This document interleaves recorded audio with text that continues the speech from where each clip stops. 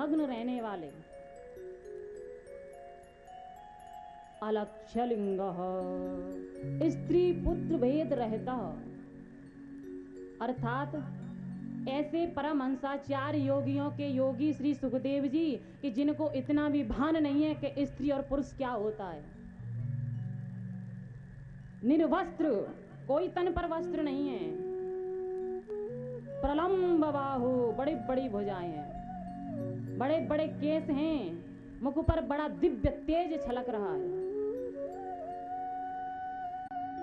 अवधूत वेश है। ऐसे सुखदेव जी भगवान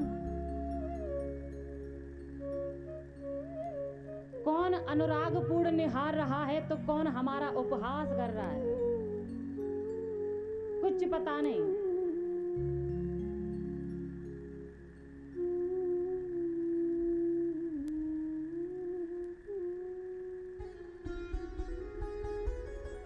सुखदेव जी महाराज जिधर से होकर के निकल जाते हैं उधर ही लोगों की भीड़ लग जाती है।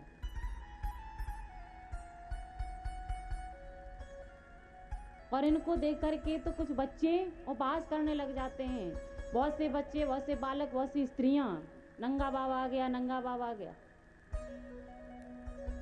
जो परमहंस होते हैं ना, वो ब्रह्म ज्ञानी होते हैं, उन्हें शरीर का कोई भान नहीं होता। वह तो अपने इस शरीर को वस्त्र की तरह समझते हैं।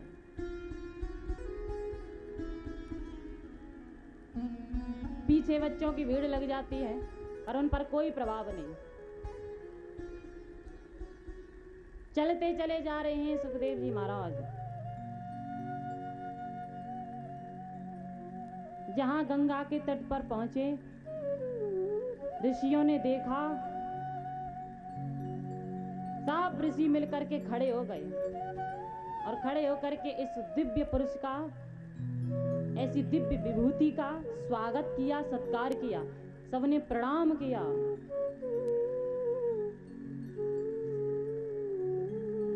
ऐसे ऐसे महान संत, सिद्ध कोटि के संत कि महाराज जिन संतों की दाढ़ी सफेद हो गई, और ऐसे महान संत सुखदेव जी को प्रणाम कर रहे हैं। और मात्र इनकी आयु क्या है? बोले 16 वर्ष। ऐसे ऋषि, ऐसे संत, ऐसे महात्मा कि जिनकी आयु 10-10 हजार वर्ष की है, और ऐसे संत 16 वर्षीय सुखदेव जी को प्रणाम कर रहे हैं। बोलो जय श्री कृष्ण। जय श्री कृष्ण। ज्ञान की कोई उम्र नहीं होती। ज्ञान का कोई रंग नहीं होता, कोई रूप नहीं होता। ज्ञान कब किसको हो जाए, कब किसके अंदर ज्ञान प्रकट हो जाए, किसके अंदर ज्ञान का अंकुर पैदा हो जाए,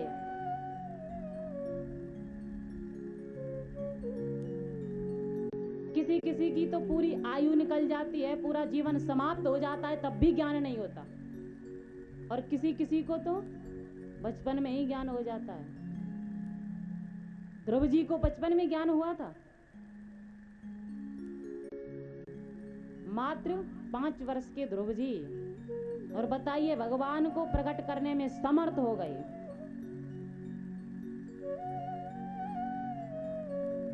ज्ञान आयु नहीं देखता, ज्ञान रंग रूप नहीं देखता, कब किसके अंदर प्रकट हो जाए, ज्ञान का अंकुर कब उत्पन्न हो जाए, कहा नहीं जा सकता। कब किसके अंदर भक्ति पैदा हो जाए, ज्ञान प्रकट हो जाए,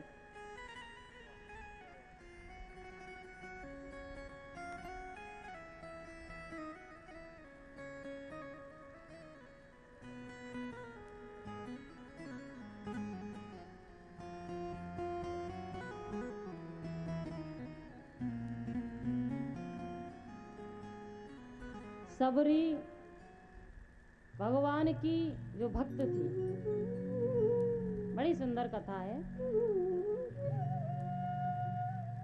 सबरी को ज्ञान कैसे हुआ, सबरी के अंदर भक्ति कहां से प्रकट हुई,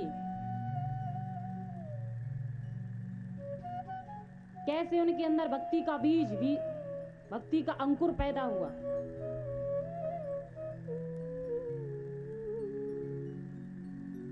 भील जाति में उत्पन्न होने वाली सवरी, ध्यान से सुनना,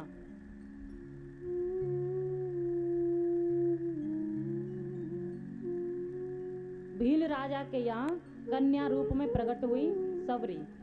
छोटी सी अवस्था थी, पर धीरे धीरे जहां बड़ी हुई,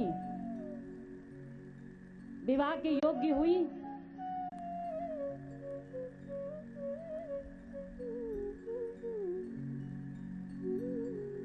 सवरी के पिता ने सवरी के विवाह के लिए तिथि निश्चित कर दी।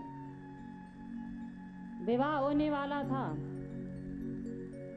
तो सवरी के विवाह में बारातियों को उनके भोजन के लिए प्रबंध क्या किया गया? बोले महाराज, बारातियों की सेवा के लिए, उनके भोजन के लिए 300 बकरे मंगाए गए।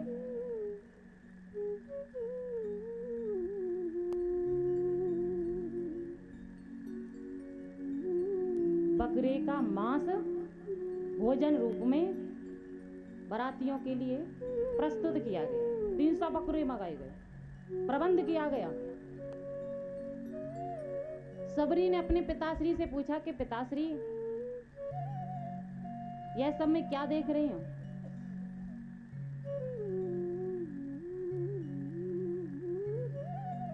इतने सारे बकरे मंगाए हैं, क्या होगा इनका? सबरी के पिता ने कहा कि बेटी, तुम्हारा विवाह हो रहा है ना, तुम्हारे विवाह में जो बाराती आएंगे, उन बारातियों के भोजन की प्रबंध व्यवस्था की गई है, उनके लिए प्रबंध किया गया है। बारातियों के भोजन के लिए 300 बकरे मंगाए गए हैं। क्यों? कि उनको कटवा करके समाप्त करने के बाद जो उनका मांस है वो बारातियों के लिए प्रस्तुत किया जाए, उनके सम्मान के लिए, उनकी सेवा के लिए। जब अपने पिताश्री के वचन सुने सबरी ने बड़ी व्याकुल हो उठी। अरे राम राम राम, मेरे विवाह में इतने जीवों की हिंसा,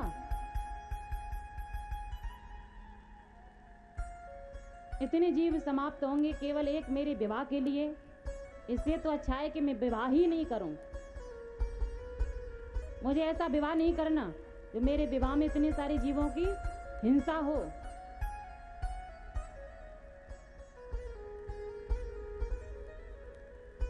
अर्धरात्रि के समय सबरी घर से भाग गई।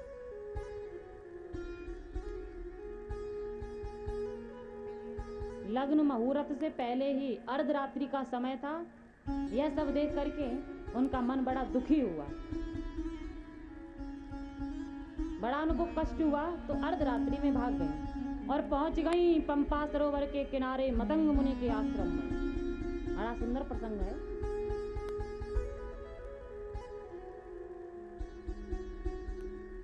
वहां संतों के सानिध्य में पहुंच करके, मतंग मुनि के आश्रम पर पहुंच करके सबरी ने देखा कि बहुत से ऋषि, बहुत से संत महात्मा भगवान का भजन करते रहते हैं, परंतु इन संतों की मैं सेवा कैसे कर सकूंगी? अब घर से तो भाग आई, संतों को देखा, संतों के दर्शन किए, तो मन में यह भाव प्रकट हुआ कि मैं कैसे संतों की सेवा कर सकूं? मैं तो हीन जाति में उत्पन्न हुई हूं। क्या ये संत मेरी सेवा को स्वीकार करेंगे? अब भाव तो बहुत हैं और सेवा करना भी चाहती हैं, लेकिन प्रत्यक्ष रूप से सामने आ नहीं सकती, थोड़ा सा संकोच है।